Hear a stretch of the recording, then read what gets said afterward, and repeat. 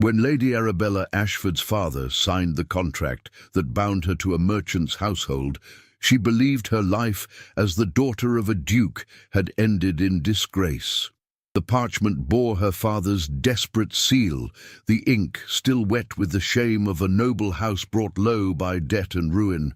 She would serve the merchant's family, her title stripped away, her freedom sold for £10,000. But hidden within the dense legal prose lay a single clause, overlooked by all, that would transform her servitude into sovereignty and turn the man who purchased her into her greatest ally. If you are listening to this story, do not forget to click the like button, subscribe to the channel, and tell me in the comments from which part of the world you are listening to this story. I want to know how far it has travelled. The autumn rain fell soft against the windows of Ashford Hall, a sprawling estate in the green countryside of Derbyshire, where generations of dukes had once held court with pride and prosperity. Now, in the October of 1882, during the height of the Victorian era, the great house stood silent, its corridors empty of the servants who had once filled them with purpose and life. Lady Arabella Ashford stood in the library, her slender fingers tracing the spines of leather-bound volumes that would soon belong to creditors, her dark auburn hair pinned in the modest fashion her reduced circumstances demanded. At 22 years of age, Arabella possessed the classical beauty of the English aristocracy, fair skin, intelligent grey eyes, and a bearing that spoke of excellent breeding despite the threadbare quality of her morning dress. She had been raised to manage a great household, to speak French and Italian, to paint watercolours, and play the pianoforte with skill. She had been groomed to marry an earl, or perhaps even a marquis, to preside over grand dinners and charity balls, to raise children who would continue the proud Ashford line. But her father, the Duke of Ashford, had gambled all that away. The losses had begun slowly, imperceptibly, like a rot in the foundation of a great building. Poor investments in South African mines, loans to friends who never repaid them, and then, in the final catastrophic blow, the collapse of a railway venture that had consumed the last of the Ashford fortune. The Duke, a man of 60 years with white whiskers and haunted eyes, had become a ghost in his own home, unable to meet his daughter's gaze as the bailiffs catalogued their possessions. "Arabella," her father's voice came from the doorway, thin and strained. "He has arrived." She turned to face him, her heart constricting at the sight of his stooped shoulders, the way his expensive coat hung loose on his diminished frame. Behind him stood a man she had never seen before, and yet his presence filled the room with an energy that made the air feel charged, electric.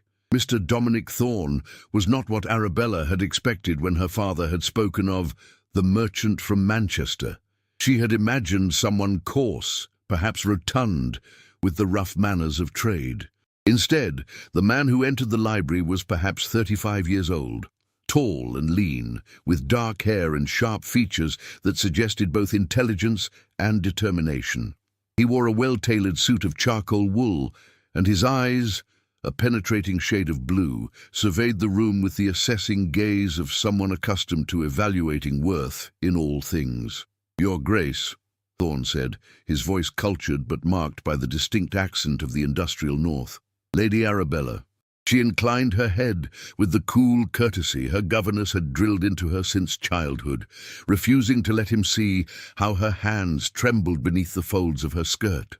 This was the man who had offered to pay her father's debts. This was the man to whom she would belong. "Mr. Thorne has brought the contract," her father said, his voice barely above a whisper. "He's been most generous in his terms." Generous. The word was ash in Arabella's mouth. Thorne had agreed to pay £10,000 to satisfy the Duke's most pressing creditors, enough to prevent the complete dissolution of the estate and preserve some small annual income for her father's remaining years. In exchange, Arabella would enter his household for a period of 7 years, bound by contract to serve his family's interests in whatever capacity he deemed appropriate. Not quite servitude, her father had insisted. Not quite slavery, but close enough to both that the distinction felt meaningless. "The documents are straightforward," Thorne said, producing a thick sheaf of papers from his leather case and laying them on the mahogany desk that had belonged to Ashford Dukes for 200 years. "I've had my solicitors review every clause. Your father's debts will be settled within the week, and Lady Arabella will accompany me to Manchester tomorrow morning." Tomorrow. The word struck her like a physical blow. She had known this day was coming, had spent the past month preparing herself for it, but the reality still felt impossible.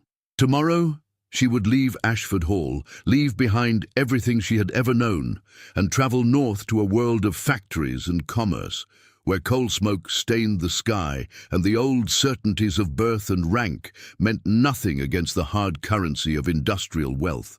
"May I review the terms?" Arabella heard herself ask, surprised by the steadiness of her own voice. Thorne's eyebrows rose slightly, as if he had not expected her to speak. "Of course." He gestured to the papers with one long-fingered hand. "Though I should warn you, Lady Arabella, the language is quite technical. My solicitors are thorough to the point of tedium." She crossed the room and took her seat at the desk, painfully aware of both men watching her as she began to read. The contract was indeed dense, filled with legal terminology that seemed designed to obscure rather than clarify. She read of her obligations to reside in Mr. Thorne's household, to conduct herself with propriety, to serve the interests of his family and business ventures as directed. She read of the financial arrangements, the schedule of debt payments, the provisions for her basic maintenance. What she did not read, what she could not possibly have understood in that moment, was the significance of a single paragraph buried deep in the 20th page of the document. Clause 47, lost among provisions about breach of contract and dispute resolution, stated in language so arcane it might have been written in Latin. "Upon satisfactory completion of the term herein specified, or at such earlier time as the primary party shall determine appropriate, the secondary party shall be entitled to full partnership status in all business ventures undertaken by the primary party during the term of this agreement, with all attendant rights and privileges, including equal voice in all matters of policy and finance." But Arabella, her eyes blurring with unshed tears, saw only words upon a page. She saw the end of her old life and the beginning of something she could not yet name. She saw her father's trembling hand as he waited for her to sign, his last hope of redemption bound up in her sacrifice. "The terms are acceptable," she said at last, her voice hollow even to her own ears. Thorne produced a pen and inkwell. "Then we have an agreement."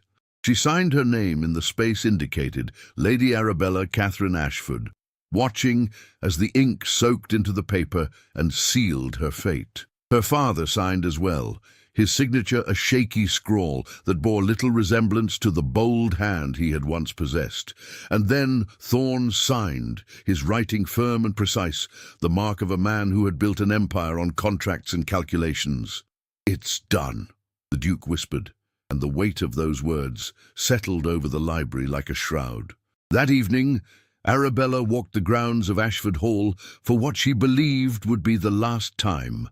The rain had stopped, leaving the air fresh and cool, heavy with the scent of wet earth and dying leaves.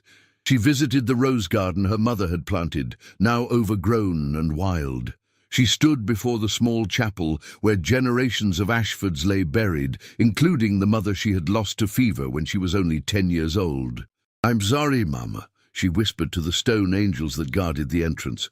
"I tried to be the daughter you wanted me to be." But her mother was gone, and her father was ruined, and tomorrow she would belong to Dominic Thorne, merchant of Manchester, a man whose world was as foreign to her as the distant shores of India or China. She returned to the house as darkness fell, climbed the stairs to her childhood bedroom, and lay awake through the long hours of the night, listening to the house settle and creak around her. When dawn came, pale and grey through her window, she rose and dressed in her travelling clothes, a simple dress of dark blue wool, a sensible coat, a bonnet that hid most of her distinctive auburn hair. She took one small trunk containing her few remaining possessions, some clothing, a few books, a miniature portrait of her mother, and a silver locket that had been in the Ashford family for generations. The carriage that waited in the drive was elegant but understated, pulled by 4 matched grey horses. Thorne stood beside it, dressed for travel in a greatcoat of dark wool, his expression unreadable as he watched her approach. "Lady Arabella," he said, offering his hand to help her into the carriage. "Are you ready?" She looked back at Ashford Hall one last time, at the honey-coloured stone and mullioned windows that had been the only home she had ever known. Her father stood in the doorway, a broken figure against the morning light, unable even to bid her farewell properly. "Yes," she said, and took Thorne's hand. "I am ready." As the carriage pulled away, carrying her north toward Manchester and an unknown future, Arabella did not weep. She sat straight-backed in her seat, her hands folded in her lap, her grey eyes fixed on the road ahead. She had been raised as a duke's daughter, taught that duty and dignity were more important than personal happiness. If this was to be her fate, she would meet it with the courage her ancestors had shown when they rode into battle or stood firm against the chaos of civil war. But deep in her heart, beneath the layers of resignation and determination, a small spark of something else flickered to life. Not hope, precisely, not yet, but perhaps the distant possibility of hope, the whisper of a thought that her story might not be quite finished after all. The journey north took 2 days, passing through landscapes that grew progressively darker and more industrial as they approached the great manufacturing cities of England.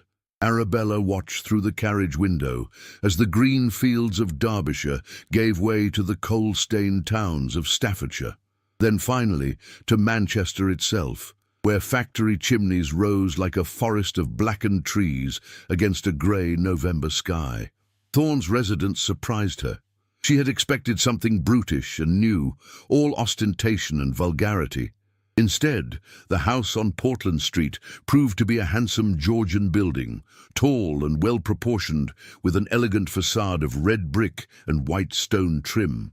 It stood among other respectable homes, close to the commercial heart of the city, but still maintaining an air of refined dignity. "Welcome to your new home, Lady Arabella," Thorne said, as the carriage came to a halt before the front door. His tone was formal, giving nothing away. A housekeeper appeared, Mrs. Blackwood, a severe woman in her 50s with iron-grey hair and a manner that suggested she had seen everything and approved of very little. She showed Arabella to a small room on the 3rd floor, simply furnished but clean, with a narrow bed, a wardrobe, and a writing desk beneath the single window that looked out over the city rooftops.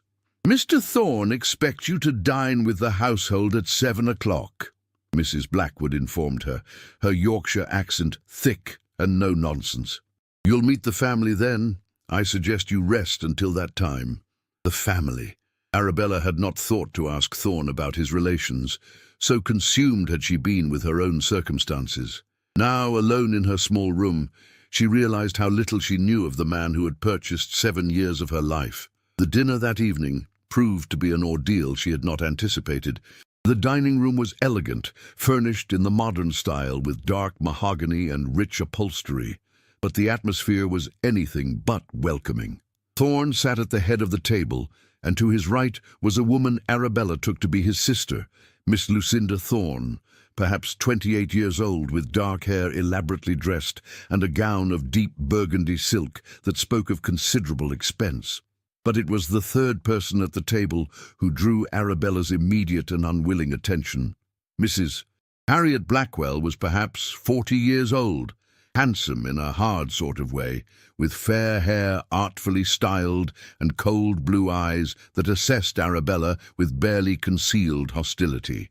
She sat to Thorne's left, occupying the position that would traditionally belong to the lady of the house, and the proprietary manner in which she touched his arm spoke volumes about her role in his life. "So this is the Duke's daughter," Mrs. Blackwell said, her voice carrying the refined accent of the southern gentry.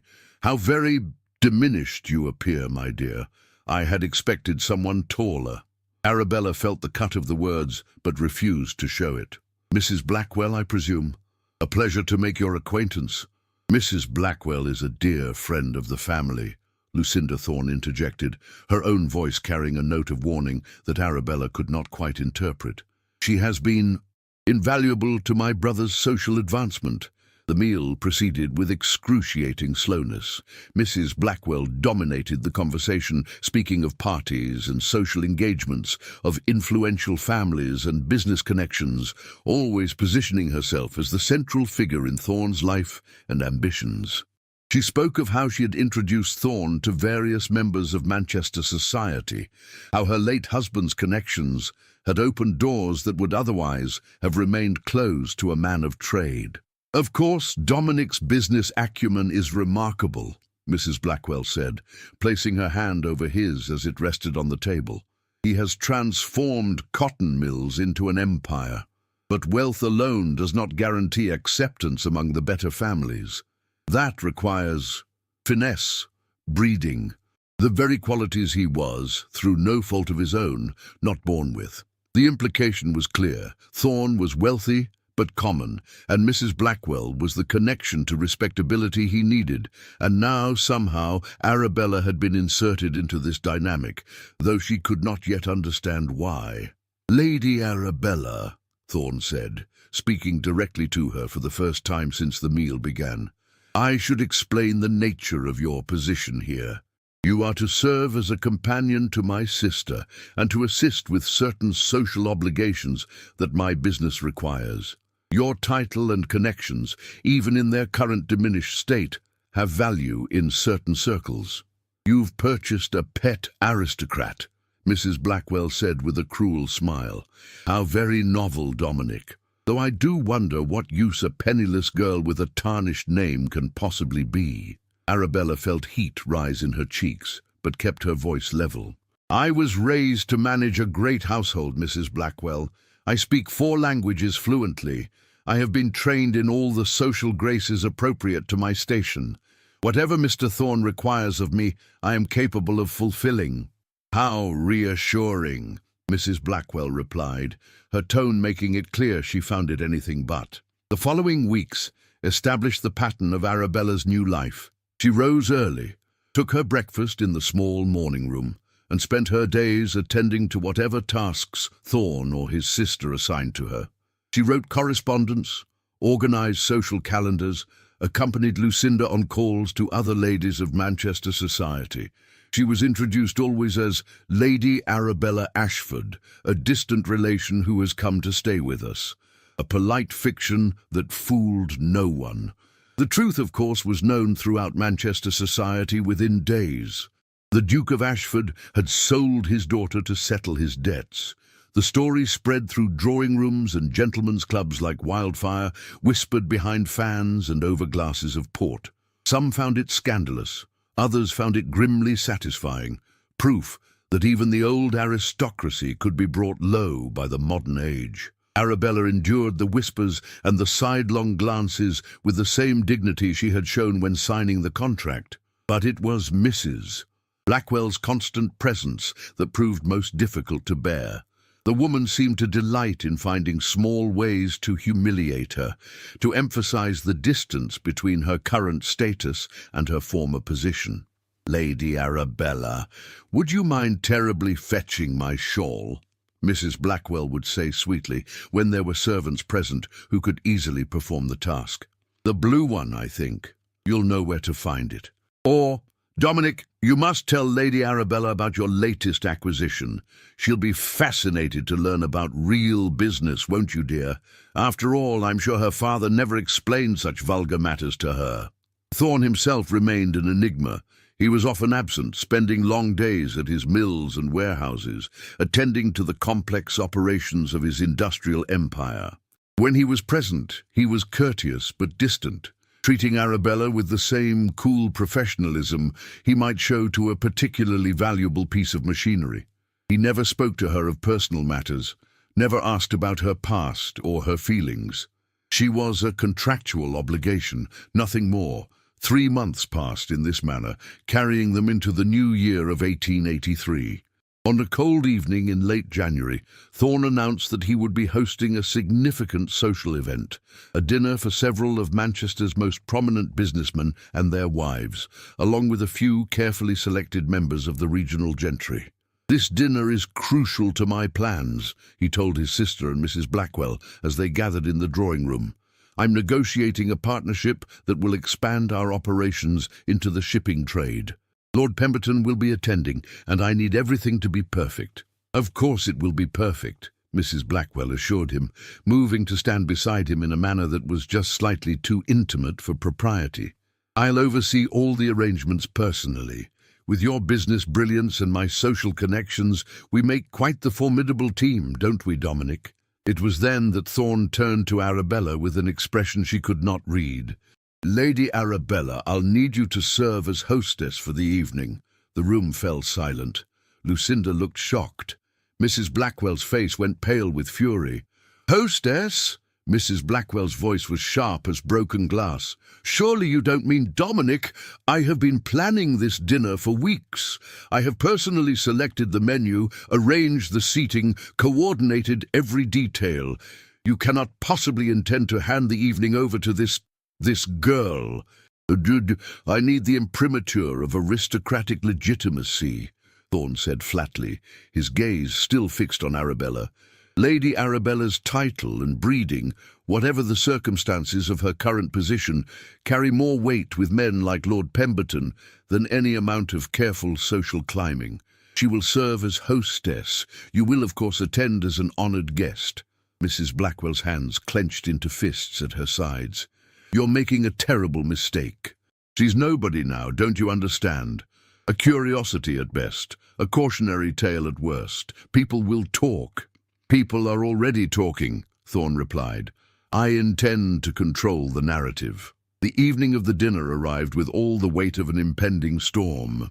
Arabella dressed with care, in the single evening gown she had brought from Ashford Hall, a dress of deep green silk that had been expensive when her mother ordered it made, but was now 3 seasons out of fashion.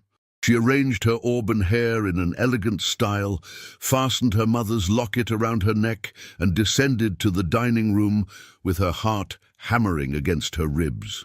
The guests arrived in succession: industrialists and their wives, a banker, a railway magnate, and finally Lord Pemberton himself, a thin aristocrat of 60 years who surveyed Thorne's house with the barely concealed disdain of old blood for new money. "Lady Arabella," Lord Pemberton said when introduced, his eyebrows rising in surprise. "Ashford's daughter, aren't you? I knew your grandfather. A great man. Terrible business. What happened to your father?" "Yes, my lord," Arabella replied with perfect composure. "These are difficult times for many families." "Indeed," Pemberton said, his eyes shrewd as they flicked between Arabella and Thorne. "Interesting arrangement you have here, Thorne. Very modern." The dinner itself was an exercise in tension. Arabella presided over the table with the grace and confidence born of years of training, directing the flow of conversation, ensuring each guest felt attended to and valued. She spoke knowledgeably about art and literature, politics and social issues, demonstrating the breadth of education her position required. And with every moment of her success, she could feel Mrs. Blackwell's fury building like pressure in a sealed vessel. The explosion came over dessert. One of the guests, perhaps too comfortable with wine, made a jovial comment about the unusual nature of Arabella's presence in Thorne's household. "Must say, Thorne, it's quite clever of you. Purchasing quality when you couldn't acquire it naturally, rather like buying a thoroughbred to improve your stable." "What?" The table fell silent. Arabella felt the words like a slap, the casual cruelty of them stripping away her careful dignity. And then Mrs. Blackwell struck. "Oh, but surely you've heard the full story," she said with poisonous sweetness, her voice carrying clearly to every corner of the room. "Lady Arabella wasn't purchased for her quality. She was purchased because she's an investment. Dominic believes that in 7 years, when her contract ends and her debts are satisfied, she might be marriageable again. perhaps to some minor baronet desperate enough for aristocratic connections to overlook the stain on her reputation. And Dominic, being ever the businessman, negotiated a finder's fee for brokering such a match. "Isn't that right, my dear Dominic?" The words hung in the air like smoke from a pistol shot. Every eye at the table turned to Thorne, whose expression had gone cold and dangerous. "That," he said quietly, "is not remotely accurate." But Mrs. Blackwell had gone too far to retreat. "Isn't it? Or perhaps your plans for Lady Arabella are even less savoury than that. After all, we all know what desperate men do with beautiful young women who have no choice but to obey them." "That's enough," Lucinda Thorne hissed, her face white with shock. But the damage was done. Arabella saw it in the faces around the table, the speculation, the scandal, the delicious horror of witnessing a social disaster unfold before their eyes. She saw Lord Pemberton's expression harden, saw the other guests exchange glances heavy with meaning. She rose from her chair with deliberate grace, her hands steady despite the chaos in her chest. "Ladies and gentlemen, I apologize for this unfortunate display. Mr. Thorne has shown me nothing but proper respect, and Mrs. Blackwell's insinuations are as false as they are inappropriate. However, I believe my presence has become a distraction from what should be a pleasant evening. I bid you good night." She walked from the dining room with her head held high, each step measured and controlled. Behind her, she heard Thorne's voice, low and terrible with suppressed rage. "Mrs. Blackwell, you are no longer welcome in this house. Leave, now." Arabella climbed the stairs to her small room on the third floor, closed the door, and finally allowed herself to sink onto the narrow bed. The tears came then, hot and bitter, tears of shame and humiliation and the crushing weight of her powerlessness. She'd been reduced to a commodity, a transaction, a thing to be mocked and speculated about by people who had never known loss or desperation. Her name, her breeding, her very identity had been turned into currency, and she had no means to reclaim them. Through her window, she could hear the sounds of Manchester at night, the distant clatter of carts, the call of vendors, the ceaseless industry of a city that never truly slept. It was a world utterly foreign to everything she had known, and she was adrift in it, alone and unprotected. Tomorrow, she thought, she would find the strength to face whatever came next. Tomorrow she would remember her dignity and her duty. But tonight, in the darkness of her small room, Lady Arabella Ashford wept for everything she had lost. The morning after the disastrous dinner, Arabella woke to find Manchester shrouded in thick fog, the kind of grey mist that seemed to seep into one's very bones. She dressed mechanically, her movements automatic as she prepared to face whatever consequences would follow Mrs. Blackwell's public attack. She expected summons, reprimands, perhaps even early termination of her contract, though she could not imagine where she would go if that came to pass. Instead, there came a knock at her door, and Mrs. Blackwood entered carrying a breakfast tray, an unprecedented gesture that left Arabella momentarily speechless. "Mr. Thorne requests you take your breakfast here this morning," the housekeeper said, her normally severe expression softened by something that might have been sympathy. "He thought you might prefer privacy." "I see," Arabella managed. "Is Mr. Thorne very angry?" "Not with you, Mrs. Blackwood replied, setting the tray on the small writing desk. "Mrs. Blackwell has been dismissed permanently.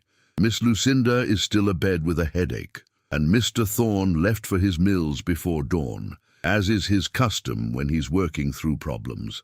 I suspect you won't see him for several days." The housekeeper paused at the door, then added, "For what it's worth, Lady Arabella, what that woman said last night was unforgivable. We all know Mr. Thorne to be a fair man, strict but honourable. He'd no more take advantage of a woman in your position than he'd cheat a business partner." When she was alone again, Arabella found she had no appetite for the carefully prepared breakfast. She sat instead at her window, watching the fog slowly lift to reveal the city below, and tried to understand what her life had become. 2 days later, Lucinda Thorne appeared at Arabella's door with an unexpected proposal. "My brother has business in London.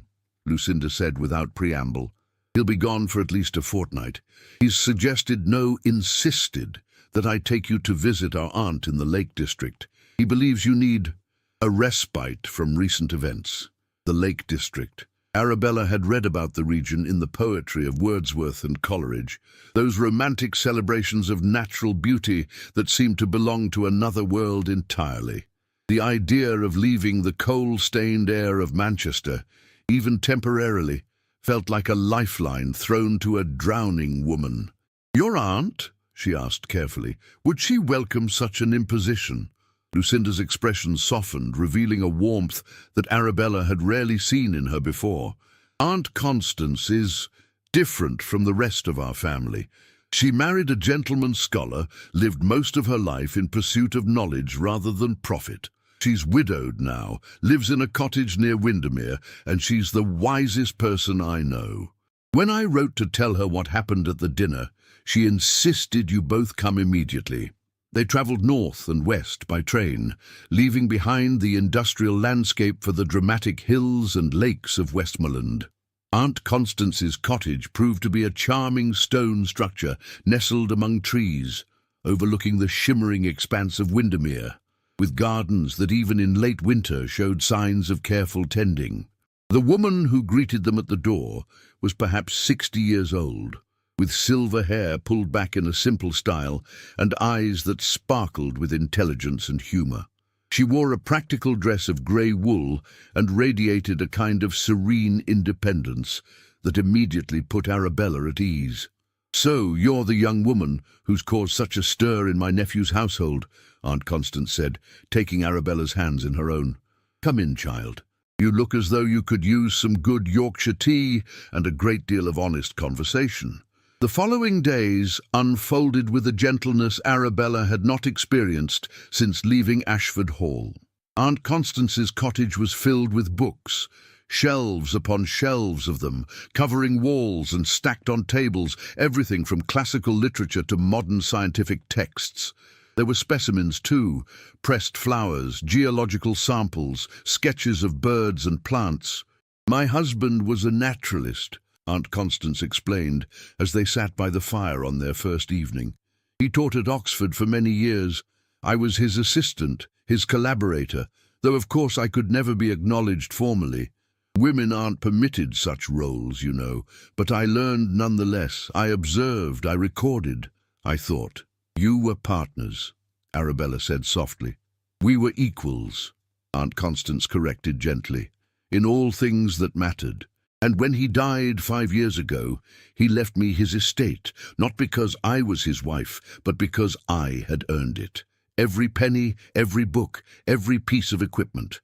We had written that into our marriage contract from the very beginning."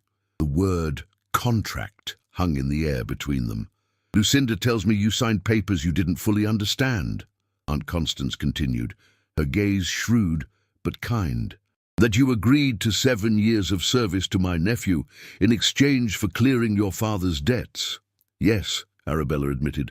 "I had no choice. My father would have lost everything." "Perhaps," Aunt Constance said, "but the question now is not what choice you had then, but what choices you have now. Tell me, Lady Arabella, have you actually read your contract? Every word, every clause?" Arabella felt a flush of shame. I tried, but the language was so dense, so technical. I understood the basic terms, the duration, the financial arrangements, but not the details," Aunt Constance finished. "Few people do. Legal documents are written to obscure as much as to clarify.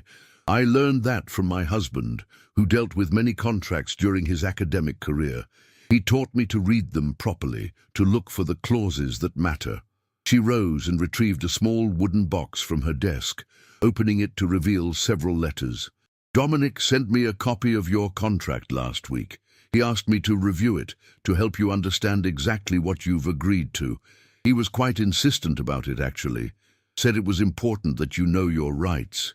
"My rights?" Arabella felt a bitter laugh rise in her throat. "I have no rights. I'm bound to serve him for 7 years." "Are you?" Aunt Constance's eyes glittered with something that might have been amusement. "Let's examine that assumption, shall we?" They spent the next several hours poring over the contract together, Aunt Constance explaining each clause in clear, practical terms. Arabella learned about the specific limitations on her service, the provisions for her maintenance and education, the conditions under which the contract could be terminated early. And then they reached Clause 47. "Read this carefully," Aunt Constance instructed, pointing to a paragraph buried deep in the document. "Read it aloud, every word."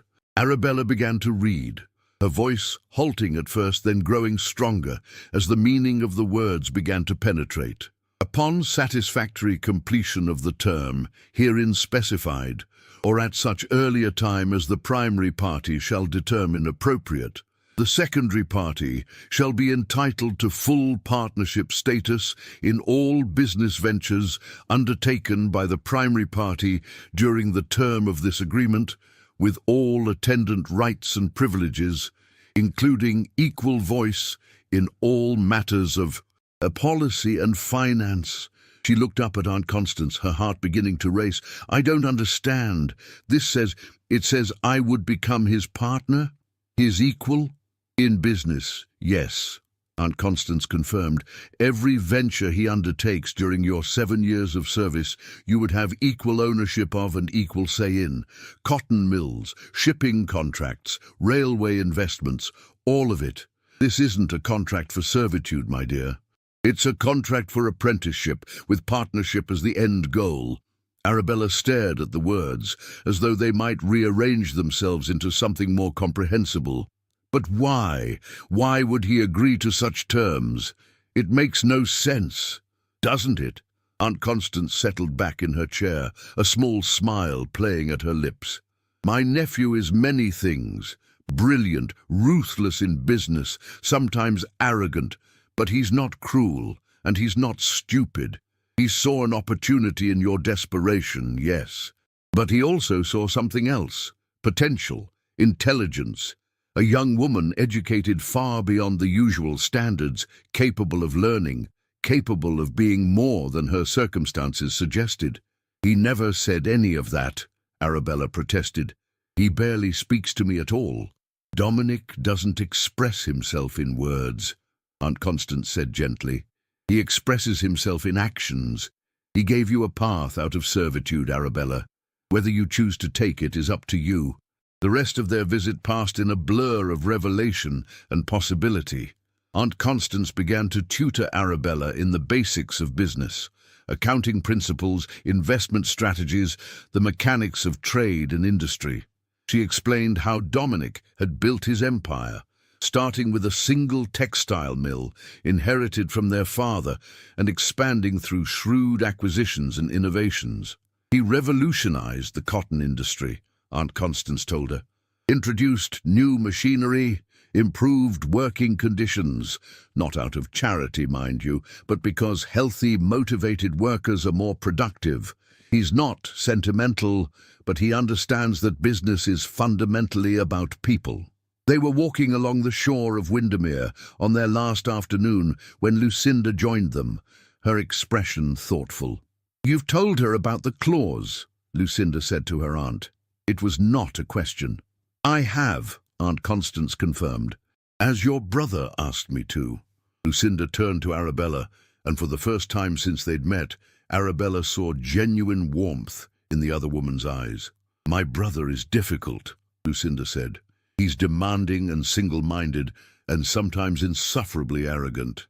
But he's also fair. If you prove yourself capable, if you learn what he needs to teach you, he'll honor that contract. You could emerge from this not as a servant who's been freed, but as one of the most powerful businesswomen in England." "Businesswomen," Arabella repeated the word slowly, testing how it felt in her mouth. It was strange, alien, nothing she had ever imagined herself being called.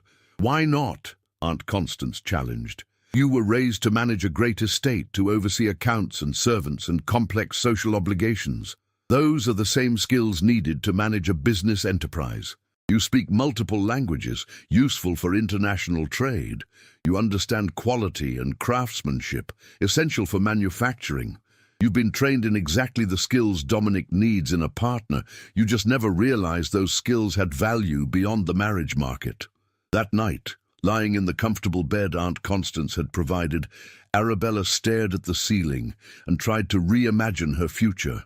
Not 7 years of servitude followed by a return to irrelevance, but 7 years of learning, of growth, of transformation into something entirely new. It was terrifying. It was impossible.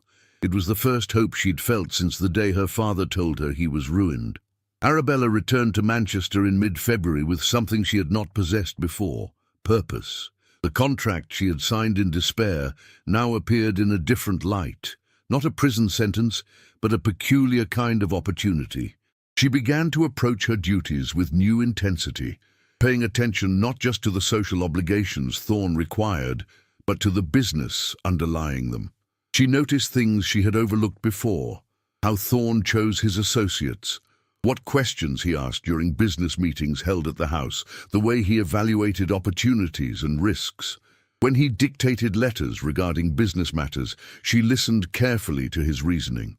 When financial documents crossed her desk, she studied them instead of merely filing them away. Thorne himself seemed to notice the change in her, though he said nothing directly. Instead, he began to include her in ways that went beyond mere social facilitation. "Lady Arabella," he said one morning in March, appearing at the door of the small study where she worked on correspondence, "I'm meeting with representatives of a Liverpool shipping firm this afternoon. I'd like you to attend and take notes." The meeting proved fascinating. Arabella sat quietly in the corner of Thorne's office at his warehouse, her pen moving rapidly across paper as she recorded the discussion of cargo rates, insurance costs, and trade routes. She noticed how Thorne negotiated, firmly but fairly, always grounding his arguments in precise calculations rather than bluster. Afterward, as the representatives departed, Thorne turned to her with an appraising look. "You understood what was being discussed." "Most of it," she admitted. "The principles are clearer than I expected. It's largely a matter of balancing risk against potential profit, ensuring costs don't exceed revenues, maintaining reliability to build reputation. Those principles apply to most enterprises," Thorne agreed. "The complexity lies in the details, the factors that aren't immediately obvious. Experience teaches you to see them." Then teach me," Arabella said, surprised by her own boldness. "If I'm to be useful to you beyond mere social window dressing, I need to understand your business properly." Something shifted in Thorne's expression. Respect, perhaps, or at least interest. "Very well. Tomorrow morning we'll visit the mills. You should see where the foundation of this enterprise actually lies." The cotton mills were a revelation. Arabella had expected something grim and oppressive, the dark, satanic mills of Blake's poetry. Instead, Thorne's primary facility was surprisingly well organized, with large windows admitting natural light, ventilation systems to clear the air of lint, and machinery arranged for efficiency and safety. "Factories don't have to be hellish to be profitable," Thorne explained as he led her through the weaving rooms, raising his voice above the clatter of the looms. "That's a false economy. Workers who aren't sick or injured produce more, stay longer, develop skills. I pay slightly higher wages than my competitors, but my turnover is lower and my output per worker is higher. The numbers favor humanity, if one bothers to calculate properly." Arabella watched the workers, mostly women and some men, their hands moving with practiced skill across the machinery. She saw one young woman, perhaps 18, managing 4 looms simultaneously with a concentration that bordered on artistry. "She's brilliant," Thorne said, following Arabella's gaze. "Came here 3 years ago with no experience. I promoted her to trainer last year. She teaches new workers and identifies improvements to our processes. I pay her triple the standard wage because she's worth it." Over the following weeks, Arabella's education continued. Thorne showed her his accounting books, explaining profit margins and operational costs. He took her to the cotton exchange, where merchants traded bales of raw cotton like stockbrokers traded shares, the prices fluctuating with news from America and Egypt and India. He explained his investments in railway shares, his recent acquisition of a small shipping company, his plans to diversify beyond textiles into other industries. And slowly, grudgingly, he began to ask her opinion. "What do you think?" he said one evening in April, as they reviewed a proposal for investment in a new dyeing facility. "The numbers are sound, but I'm uncertain about the management team." Arabella studied the documents, remembering what Aunt Constance had taught her about reading between the lines. "The lead investor's previous ventures show a pattern," she said carefully.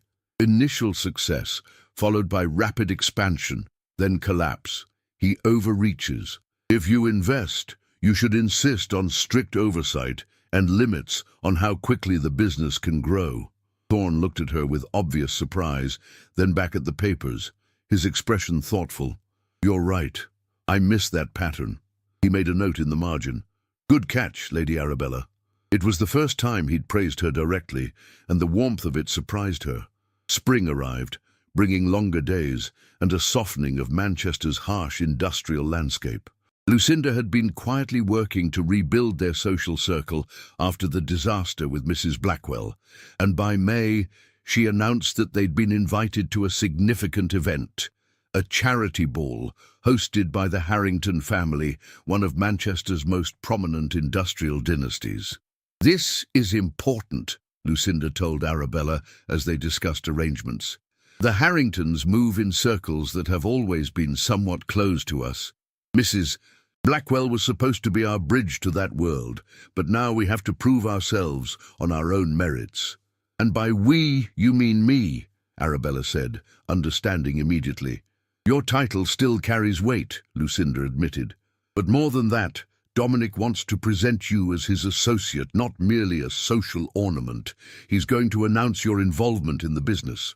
The evening of the ball, Arabella dressed with care in a new gown Thorne had insisted on purchasing for her, a creation of midnight blue silk with delicate silver embroidery, fashionable without being ostentatious. Lucinda had lent her a set of sapphire jewelry, and when Arabella looked at herself in the mirror, she barely recognized the confident woman staring back. The Harrington mansion blazed with light, music spilling from its windows into the warm May evening. Inside, the ballroom glittered with the wealth of Manchester's industrial elite, men who had built fortunes from coal and cotton and steel, and the women who had married them. Thorne appeared at Arabella's side as they entered, offering his arm with a formality they rarely observed at home. "Stay close," he said quietly. "There will be challenges tonight." He was correct. They had barely made their way through the receiving line when Arabella saw her, a woman she recognized immediately despite the years that had passed, Lady Charlotte Ashford, her cousin. Charlotte was perhaps 25 now, elegantly dressed in rose silk, her fair hair arranged in fashionable ringlets. She stood beside a portly man of middle years, wearing expensive but ill-fitting evening clothes, Mr. Edmund Harrington, heir to the Harrington fortune and tonight's host. "Arabella," Charlotte said, her voice carrying that particular tone of false sympathy that Arabella remembered from childhood. "How unexpected to see you here. I had heard you were in Manchester, but I hadn't realized you were moving in society again." "Lady Charlotte," Arabella replied with cool courtesy. "May I introduce Mr. Dominic Thorne and his sister, Miss Lucinda Thorne." Charlotte's eyes flickered with recognition and something darker, satisfaction perhaps, or vindication. "Ah, yes, Mr. Thorne. Edmund has spoken of you. You're the textile manufacturer, aren't you? And Arabella is... what exactly? I confess I've heard the most extraordinary rumors about the nature of your arrangement." "Lady Arabella is my business associate," Thorne said, his voice carrying the weight of absolute certainty. "She manages several aspects of my commercial ventures and will shortly be taking on additional responsibilities in our shipping operations." The words fell into the conversation like stones into still water, sending ripples of shock through the small group that had gathered around them. Women did not have business responsibilities. Women did not participate in commercial ventures. except perhaps as silent partners investing inherited money. Charlotte laughed, the sound high and artificial. Business associate? Really, Mr. Thorne, you needn't be so euphemistic. We all understand the realities of Arabella's situation. My uncle sold her to satisfy his debts. She's hardly in a position to refuse whatever arrangements you might require. The group around them had grown larger, drawn by the scent of scandal. Arabella felt the familiar heat of humiliation rising, but forced it down, remembering Aunt Constance's words about knowing her worth. Actually, Arabella said, her voice clear and steady, the arrangement is precisely as Mr. Thorne described it. I've been learning his business operations with the goal of eventual partnership.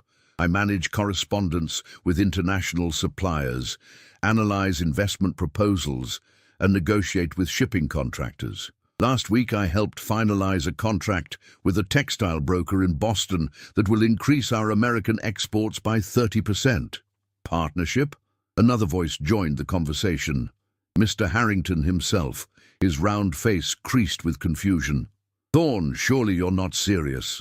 A woman as a business partner? Why not? Thorne replied, his tone conversational but his eyes hard.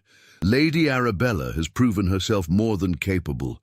She has an excellent head for figures, a talent for negotiation, and the kind of strategic thinking that's rare in any person, regardless of sex. Frankly, she's already more valuable to my operations than most of the men in this room. The boldness of the statement shocked them into momentary silence. Then Charlotte recovered, her smile turning vicious. How very progressive of you, Mr. Thorne, though I wonder if your estimation of Arabella's capabilities might be influenced by other considerations. She is quite beautiful, after all, and you are an unmarried man. One does wonder about the true nature of her duties. It was a direct attack, meant to destroy whatever credibility Arabella had gained. She saw Charlotte's intention clearly, to reduce her once again to nothing more than a fallen woman, a cautionary tale, a duke's daughter brought so low that she had become a merchant's mistress. But before Arabella could respond, another voice cut through the tension. That's quite enough, Lady Charlotte. A man had stepped forward from the crowd, someone Arabella had not noticed before. He was perhaps 30 years old, tall and lean, with dark hair and intelligent hazel eyes. He wore evening clothes with an ease that suggested breeding rather than newly acquired wealth, and his accent was educated, cultured, but with traces of something that might have been Scottish. "Dr. Hartley?" Harrington said, clearly surprised. "I didn't realize you'd arrived." "Just now," the man, Dr. Hartley, replied, "in time to hear Lady Charlotte's rather uncharitable insinuations." He turned to Charlotte with a look of polite contempt. "I wonder, Lady Charlotte, whether your eagerness to malign Lady Arabella might stem from some personal history. One hears stories, after all, about family disputes over inheritances." Charlotte's face flushed. "I have no idea what you're suggesting." "Don't you?" Dr. Hartley smiled without warmth. "Well, perhaps it's not common knowledge, but I'm acquainted with several members of the Ashford family, and I've been told that when the Duke fell into financial difficulties, his niece Charlotte offered no assistance whatsoever. In fact, I believe she actively lobbied her husband to refuse any aid, ensuring that Lady Arabella would have no option but to accept Mr. Thorne's contract." The accusation hung in the air, and Arabella saw Charlotte's expression shift from confidence to alarm. Around them, the assembled guests began to whisper, the narrative shifting as this new information reshaped their understanding of events. I didn't," Charlotte stammered. "What Dr. Hartley describes is not uncommon," Thorne said coldly. "Relatives often abandon those who fall from prosperity, then judge them harshly for whatever desperate measures they're forced to take. Lady Arabella has conducted herself with more dignity than most people could manage under such circumstances. Anyone who suggests otherwise will find themselves unwelcome in my business dealings." The threat was implicit but clear. Thorne's industrial empire touched many aspects of Manchester's economy. Crossing him could have consequences. Harrington, clearly uncomfortable with the direction the conversation had taken, attempted to smooth things over. "I'm sure no real offense was intended. Perhaps we should move on to more pleasant topics. Doctor Hartley, I don't believe you've had the pleasure of meeting Mr. Thorne properly. Hartley here is a physician, recently returned from Edinburgh, where he's been working at the Royal Infirmary. Brilliant fellow, pioneering new surgical techniques." Dr. Hartley and Thorne exchanged bows, sizing each other up with the careful assessment of men accustomed to evaluating capabilities. "Dr. Hartley," Thorne said, "thank you for your intervention. It was unnecessary but appreciated." "Not unnecessary," Hartley replied, his gaze shifting to Arabella. "I have little patience for social cruelty disguised as concern, and Lady Arabella's contributions to your business ventures sound genuinely impressive. I'd be interested to hear more about them, if you're willing to share." As the evening progressed, the awkward moment with Charlotte dissolved into the general bustle of the ball. But Arabella found herself repeatedly in conversation with Dr. Hartley, who seemed genuinely interested in her work with Thorne's enterprises. "It's unusual," Hartley admitted as they stood near one of the ballroom's tall windows, watching the dancing. "But so is my own field. Surgery is still looked upon with some suspicion by many physicians, considered too manual, too much like a trade. I've had to fight for every opportunity to prove my capabilities. I suspect you face similar challenges." "Every day," Arabella agreed, "though Mr. Thorne has been surprisingly supportive." She glanced across the room to where Thorne stood in conversation with several other businessmen, his posture confident, his arguments evidently persuasive. He had defended her tonight, publicly and forcefully. The man who had seemed so cold and distant when she first arrived had gradually revealed depths she had not expected. "He's an interesting character," Hartley observed, following her gaze. "Self-made, brilliant in his way, but somewhat isolated. Manchester society doesn't quite know what to do with him. Too wealthy to ignore, too common to fully accept." "And now he's complicated matters by taking me as a partner," Arabella said. "Has he, though?" Hartley smiled. "Or has he made a calculated decision that your intelligence and education are worth more than whatever social discomfort your unconventional position might create? Thorne doesn't strike me as a man who makes decisions based on sentiment." The observation was accurate, Arabella realized. Thorne had offered her partnership not out of kindness, but because he genuinely believed she could be useful to him. It was, in its own way, more flattering than any amount of false sympathy.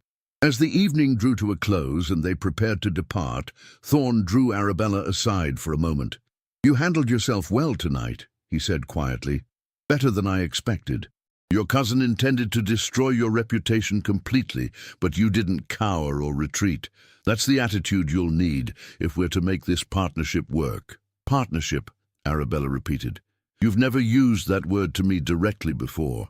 "I'm using it now," Thorne replied.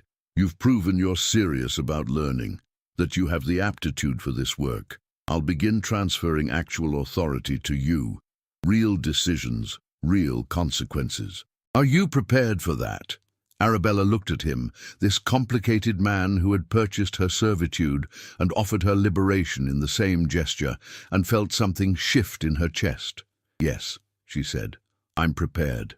The summer of 1883 brought transformation.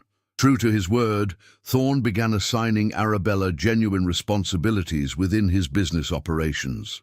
She negotiated with suppliers, reviewed contracts, attended meetings with bankers and investors. Initially, many of these men were openly skeptical, dismissing her presence as an eccentricity on Thorne's part. But Arabella had learned from watching Thorne that respect in business came not from one's birth or sex, but from demonstrated competence. When she caught an error in a proposed contract that would have cost them thousands of pounds, word spread. When she successfully negotiated a better rate with a shipping company by leveraging her understanding of their operational constraints, more people began to take notice. Dr. Hartley became a regular visitor to the house on Portland Street. He and Arabella discovered they shared interests beyond business, a love of literature, a fascination with scientific advances, long discussions about social reform and the possibilities of a changing world. Unlike Thorne, who expressed himself primarily through actions and business decisions, Hartley was articulate and thoughtful, willing to discuss feelings and ideas with an openness that Arabella found refreshing. "I find your situation remarkable," Hartley told her one afternoon in June as they took tea in the garden behind the house. "You've taken what was meant to be a humiliation and transformed it into opportunity. That requires extraordinary strength of character."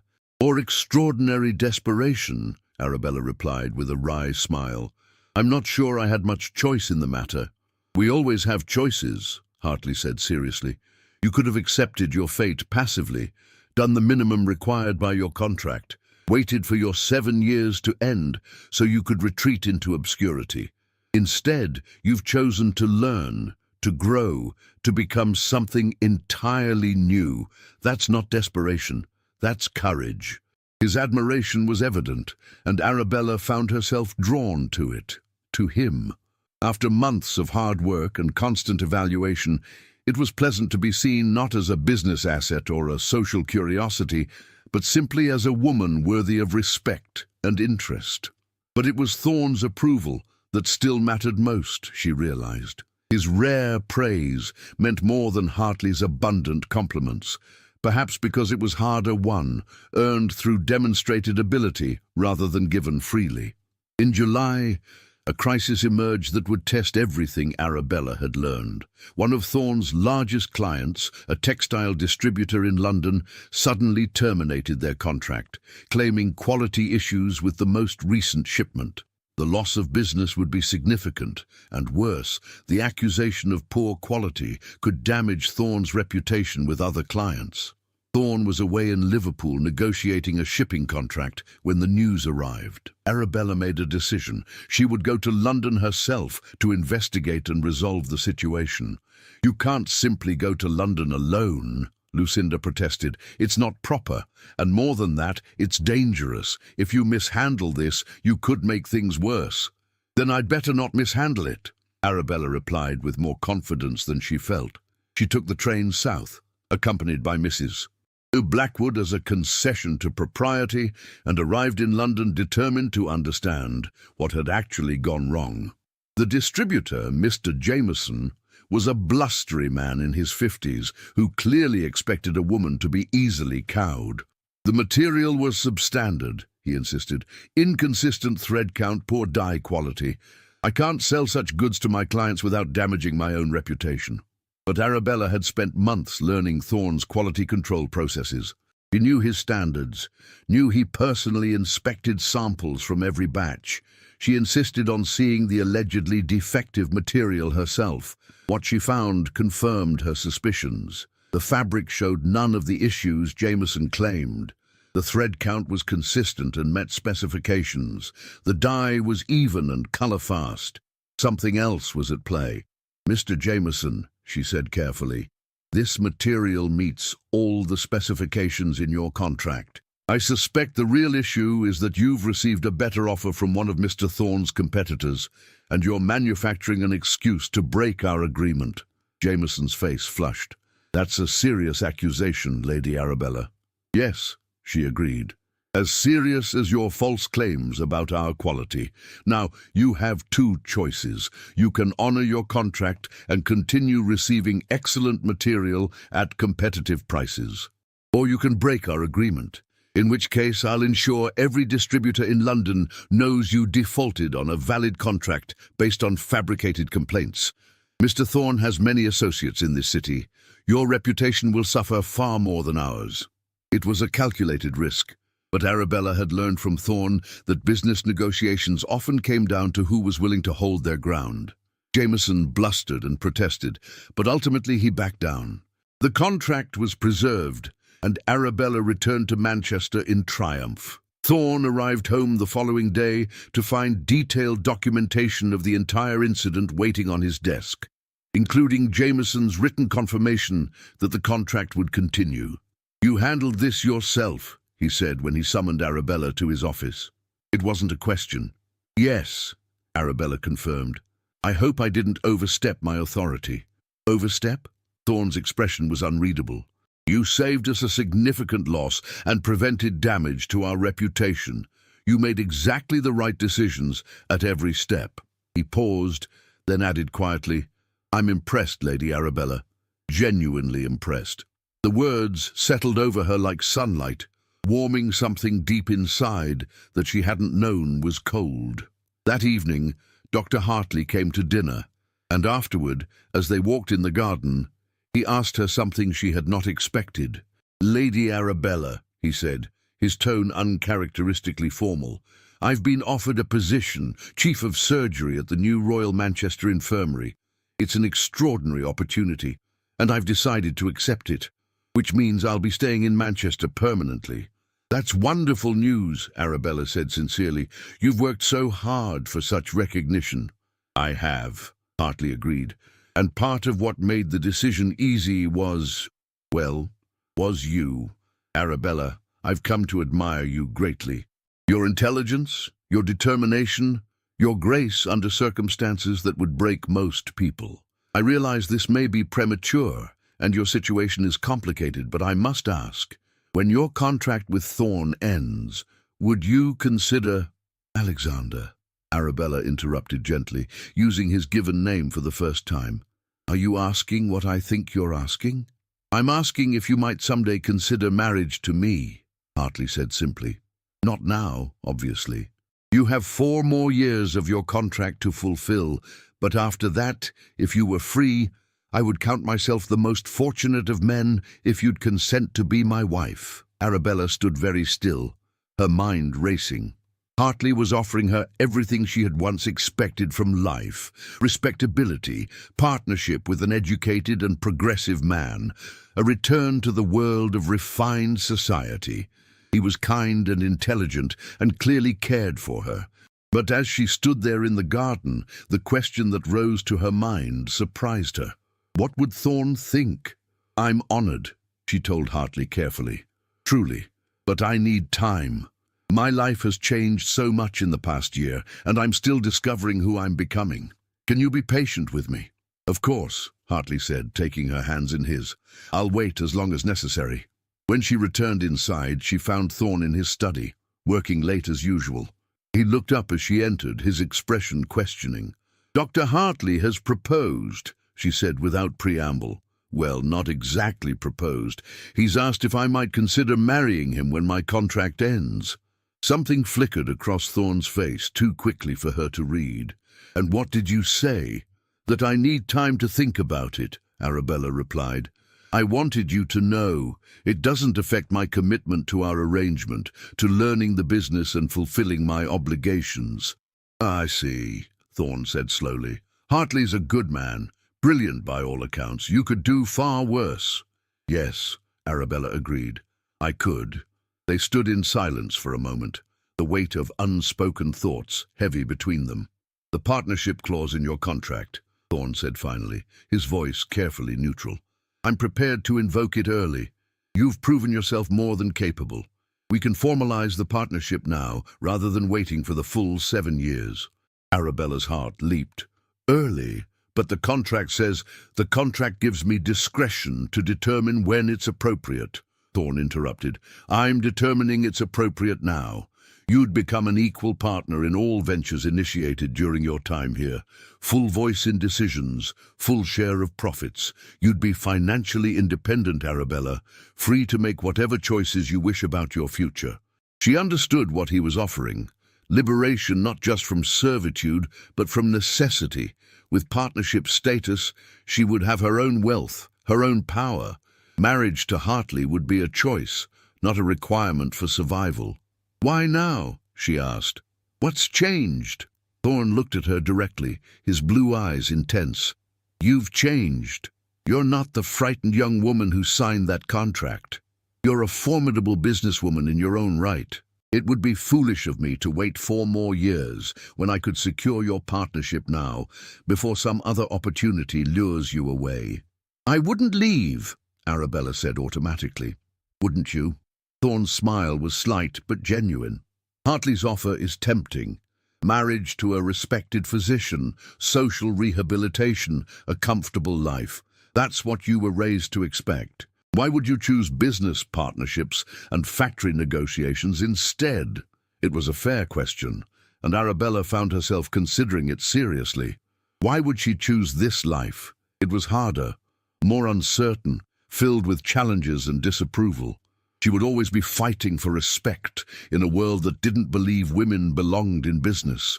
But she would also be free, truly free, in a way that even marriage to a good man like Hartley could never offer. She would answer to her own judgment, build her own fortune, shape her own destiny. "I choose this," she said quietly. "I choose partnership with you." Something in Thorne's expression softened. "Then tomorrow we'll visit my solicitors and formalize the arrangement. You'll have authority equal to mine in all our joint ventures. We'll be equals, Arabella, true equals." The word hung between them, weighted with meaning. Not master and servant, not benefactor and dependent. Equals. "Thank you, Dominic," she said, using his given name for the first time. His eyes widened slightly at the familiarity, but he nodded. "Thank you, Arabella, for taking a risk on a peculiar contract and proving that my judgment was sound." That night, Arabella lay awake thinking about the choices before her. She could accept Hartley's eventual proposal, return to a life that resembled what she'd once expected, be a physician's wife and move through respectable society. Or she could embrace this new identity fully, become a businesswoman in an age that barely acknowledged such a thing was possible, spend her life in partnership with a complicated man who challenged and respected her in equal measure. By morning, she knew which path she would choose. But she also knew that making that choice would require one more difficult conversation with Dr. Hartley and with her own heart. 18 months later, in the crisp December of 1884, Arabella stood in the offices of Thorne and Ashford Enterprises, reviewing contracts for their newest venture, a revolutionary textile mill that combined American machinery with British craftsmanship. The company name, prominently displayed on the brass plaque outside, still gave her a quiet thrill. Her own name, equal to Thorne's, signaling partnership in every sense. The offices occupied an entire floor of a modern building in Manchester's commercial district. Through the window behind her desk, Arabella could see the city sprawling outward, chimneys rising against the winter sky. The constant industry that had once seemed so foreign now, as familiar as breathing. She had turned down Dr. Hartley's proposal in the autumn of 1883 as gently as she could. He had taken it with grace, admitting that he'd sensed her heart lay elsewhere, though Arabella herself hadn't yet fully understood where that elsewhere was. "I think," Hartley had said at their parting, "that you and Thorne are remarkably well suited. Not in the traditional way, perhaps, but in the ways that matter for building something lasting. In the ways that matter." The phrase had stayed with Arabella because Hartley was right. What she and Thorne had built together was something rare, a partnership of genuine equals, each bringing different strengths, each trusting the other's judgment, each challenging the other to be better, smarter, more innovative. The door to her office opened, and Thorne himself appeared, carrying a folder of documents and wearing the slight frown that meant he was working through a complex problem. "The American investors are concerned about our timeline," he said without preamble, settling into the chair across from her desk. "They want assurance that the new mill will be operational by spring." "It will be," Arabella replied confidently. "I visited the construction site yesterday. We're ahead of schedule, and the machinery shipment arrived from Massachusetts last week. I've assigned our best workers to the installation and training." Thorne nodded, his frown easing. "Good. Your assessment of the site manager was correct, by the way. He's proven invaluable.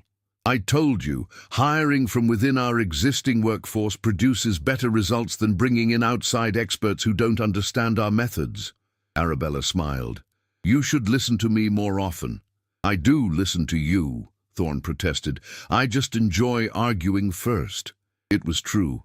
Their partnership had developed its own rhythm over the past 18 months. Debate, negotiation, compromise, innovation. They disagreed frequently, sometimes heatedly, but always with underlying respect for the other's perspective. And increasingly, Arabella found herself winning those debates, not because Thorne deferred to her, but because her arguments were sound. She had become formidable, she realized. The frightened young woman who'd signed that contract was gone, replaced by someone confident and capable, someone who could hold her own in any business negotiation, someone who commanded respect through demonstrated ability rather than inherited title. "There's something else," Thorne said, his tone shifting to something less businesslike. "I received a letter from your father." Arabella looked up sharply. She and her father had maintained minimal correspondence since she left Ashford Hall. The Duke lived quietly on his reduced income, his debt settled by Thorne's payment, but his spirit broken by the experience. "What does he say?" "He's heard about your success here, about our partnership. He wanted to know if you might visit him for Christmas. He sounds lonely, Arabella, and perhaps finally a bit proud." Emotion tightened Arabella's throat. Proud. Her father had never expressed pride in her before. She had always been simply a commodity to be traded in the marriage market, valuable only for the alliance she might secure. "I'll go," she decided. "It's time. I want him to see what I've become." 3 weeks later, Arabella stood once again before Ashford Hall, but this time she arrived in her own carriage, wearing clothes she had purchased with her own money, carrying success like a banner. The house looked smaller than she remembered, more weathered but still beautiful in its way. Her father met her at the door, and she was shocked by how much he'd aged. He was 70 now, his hair completely white, his frame frail. But his eyes, when they met hers, were clearer than they'd been in years. "Arabella," he said softly, "my dear girl, let me look at you." She submitted to his scrutiny, standing straight and confident, no longer the desperate young woman he'd sent away. "You've done well," he said finally, and there were tears in his voice. "Better than I ever imagined possible. I'm told you're one of Manchester's most successful business people, that you've become wealthy in your own right." "I have," Arabella confirmed. "The partnership Dominic offered me turned out to be extraordinarily generous. I've earned it, Father. Every penny, every bit of respect. I've earned it through my own efforts." "I never doubted your capabilities," her father said, leading her inside to the library where they'd signed the contract 3 years before. "Only my own worthiness as a parent. I failed you, Arabella. I squandered your inheritance and forced you into a situation no young woman should face. That you've turned it to your advantage speaks to your strength, not my wisdom." They spent Christmas week together, and Arabella found a kind of peace in their conversations. Her father told her stories about her mother, about the woman Arabella barely remembered, but who had apparently been far more independent and intelligent than the conventional wife society expected. "She would have been so proud of you," the Duke said on Christmas Eve as they sat before the fire. "She never fit the mold they tried to force her into either. You have her spirit, Arabella, her refusal to be diminished." On the journey back to Manchester, Arabella found herself thinking about the various women who had shaped her path. Her mother, whom she barely knew but whose legacy lived in her blood. Aunt Constance, who had shown her what female intelligence could accomplish. Even Charlotte, whose cruelty had ultimately strengthened Arabella's resolve. And she thought about herself, not Lady Arabella Ashford, daughter of a duke, but simply Arabella, businesswoman, partner, independent person who had built her own life from the ruins of the old one. She arrived back at the house on Portland Street on a cold January evening to find it blazing with light and warmth. Lucinda met her at the door with obvious relief. "Thank goodness you're back," she said. "Dominic has been impossible without you. He's been trying to resolve the contract dispute with the Liverpool Shipping Company, and he keeps saying Arabella would know how to handle this." Arabella laughed, feeling warmth spread through her chest. "Then I'd better go help him." She found Thorne in his study, surrounded by papers, his hair disheveled from running his hands through it in frustration. He looked up as she entered, and his expression transformed. Relief and welcome and something else, something warmer that neither of them had yet put into words. "You're back," he said simply. "I'm back," she confirmed. "I'm told you need me." "I do," Thorne admitted. "I always do. Your instincts for negotiation are better than mine. You see angles I miss." Arabella crossed to his desk and began reviewing the documents, her mind automatically organizing the information, identifying leverage points and potential compromises. As she worked, she felt Thorne watching her, and when she glanced up, she caught an expression on his face she'd never seen before. "What?" she asked. "Nothing," he said, but his voice was softer than usual. I'm glad you came back to Manchester. I'm glad you chose this." "So am I," Arabella replied honestly. They worked through the contract issues together, and as midnight approached, they solved the problem through a creative compromise that satisfied both parties. "We make a good team," Thorne observed as they finalized the documents. "We do," Arabella agreed. "An unlikely one, perhaps, but good nonetheless." Thorne stood and moved to the window, looking out at the darkened city. "Arabella, I need to tell you something. That contract I offered you 3 years ago, I've never told you the full story of why I structured it that way. I assumed it was a business calculation," Arabella said carefully, "that you saw potential value in my education and connections." "That was part of it," Thorne admitted, "but there was more. I'd been watching your situation from a distance. I knew your father was ruined, knew you'd be forced into some kind of desperate arrangement.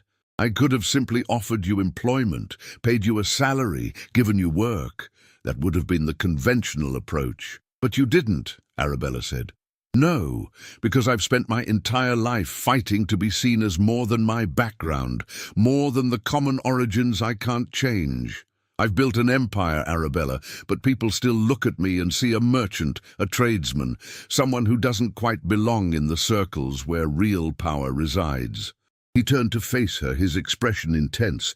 "I wanted a partner who understood that struggle, someone brilliant and educated, who had also been cast out, who had also been forced to prove their worth. I wanted an equal, Arabella, not a subordinate. And I hoped, that you might become that person." Arabella felt her heart racing. "You gambled your fortune on that possibility." "I gambled on you," Thorne corrected, "and I was right. You've exceeded every expectation. You're not just my business partner, Arabella. You're the most remarkable person I've ever known." The words hung between them, loaded with meaning that went far beyond business partnerships and contracts. Arabella stood frozen, understanding suddenly that the choice she'd made 18 months ago hadn't been between Hartley and business success. It had been between safety and possibility, between the life she'd been raised for and the life she might create. "Dominic," she said softly, "what are you saying?" "I'm saying that our partnership is the most valuable thing in my life," Thorne replied. "In business, yes, but also in every other way that matters. I'm saying that somewhere in the past 3 years, I fell in love with you, Arabella. With your mind, your courage, your refusal to be diminished by circumstances that would have destroyed most people." Arabella crossed the room to stand before him, her heart full of emotions she'd kept carefully locked away. "I fell in love with you too," she admitted, "though it took me time to understand it. I thought what I felt was gratitude or respect or admiration for what you'd given me, but it's more than that.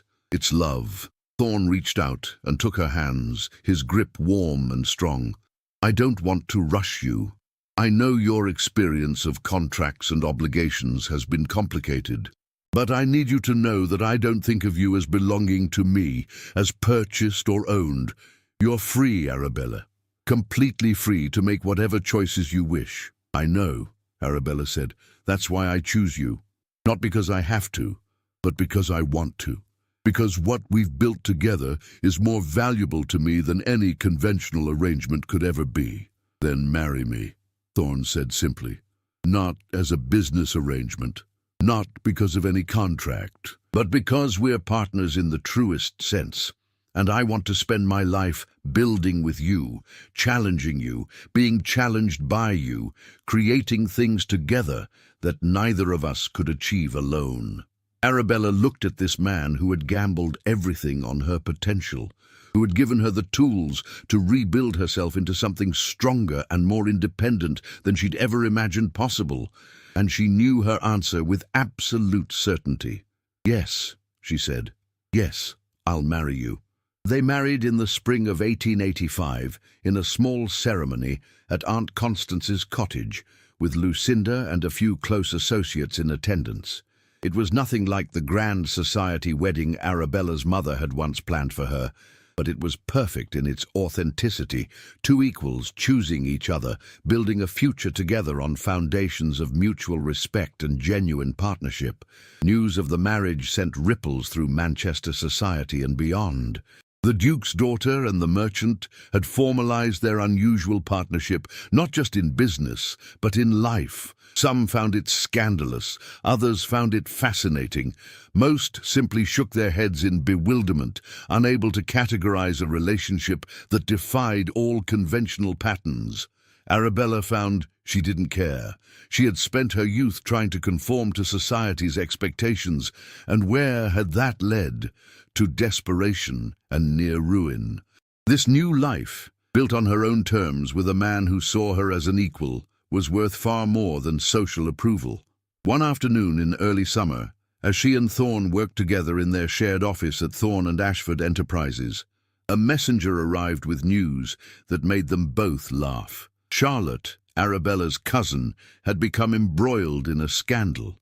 Her husband, Edmund Harrington, had discovered that Charlotte had been systematically stealing from his accounts to support a gambling habit.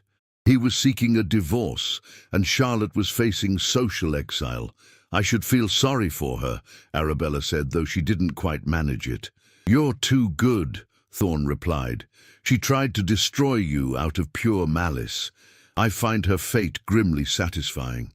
"Perhaps," Arabella admitted, "though I think the best revenge is simply this: being happy, being successful, being everything she assumed I could never be." She was right. By the summer of 1885, Thorne and Ashford Enterprises had become one of the most innovative companies in England, pioneering new manufacturing techniques and setting standards for worker treatment that other industrialists were forced to follow. Arabella's role in the company was widely known, and while some still dismissed her as an oddity, an increasing number of people recognized her genuine capabilities. She received letters from other women, asking how they might follow similar paths. She began to mentor young women who showed aptitude for business, offering them opportunities in her companies and fighting for their advancement despite resistance from men who believed commerce was exclusively masculine territory. And she continued to work alongside Thorne, their partnership evolving and deepening with each passing year. They argued and debated, agreed and compromised, pushed each other to be better and smarter and more innovative. They built an empire together, not of conquest but of creation, of businesses that treated workers fairly and produced quality goods and generated wealth that they used to support schools and hospitals and other institutions that strengthened their community. On a golden September afternoon, as Arabella stood at the window of their office, looking out over Manchester, she thought about the girl she'd been 3 years before, frightened, desperate, signing away 7 years of her life because she'd had no other choice. That girl was gone, transformed into a woman who had discovered capabilities she'd never known she possessed. The contract that was meant to bind her had instead liberated her, giving her the tools and opportunity to become someone entirely new. "What are you thinking about?" Thorne asked, coming to stand beside her. "About that contract," Arabella replied. "About Clause 47 and how it changed everything." "Do you regret it?" Thorne asked. "Sometimes I wonder if I was too clever by half, hiding that clause in all that legal language, if I should have been more direct." "No," Arabella said firmly. "If you'd explained it all clearly from the beginning, I wouldn't have believed it. I would have been suspicious of your motives, unable to trust the offer. I needed to earn my partnership through demonstrated ability, not have it given to me as charity. That clause was a test, and I passed it. That's what makes this work. You're right, Thorne agreed, putting his arm around her waist. Though I suspect you would have passed any test I set. You're remarkable, Arabella. Then and now. She leaned into him, feeling the solidity of his presence, the strength of the partnership they'd built. We're remarkable together, she corrected. And it was true. Separately, they were formidable. He with his business brilliance and drive, she with her education and strategic mind. Together they were unstoppable, a partnership that transcended the limitations society tried to impose, a union of genuine equals who had found in each other exactly what they needed to become their best selves.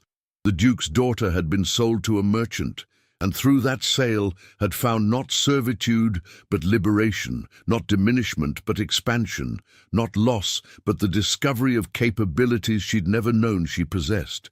And in the end, she had saved herself, with a little help from a secret clause and a complicated man who had gambled everything on her potential. It was the best bargain she'd ever made. Thank you for listening to this story. If you enjoyed this journey of transformation and unexpected partnership, please click the like button and subscribe to the channel for more stories of courage, resilience, and the power of choosing your own path. I would love to hear your thoughts in the comments.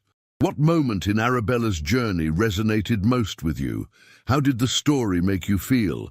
Your feedback helps me create more stories that inspire and engage. Until next time, remember that sometimes the most binding contracts can lead to the greatest freedom.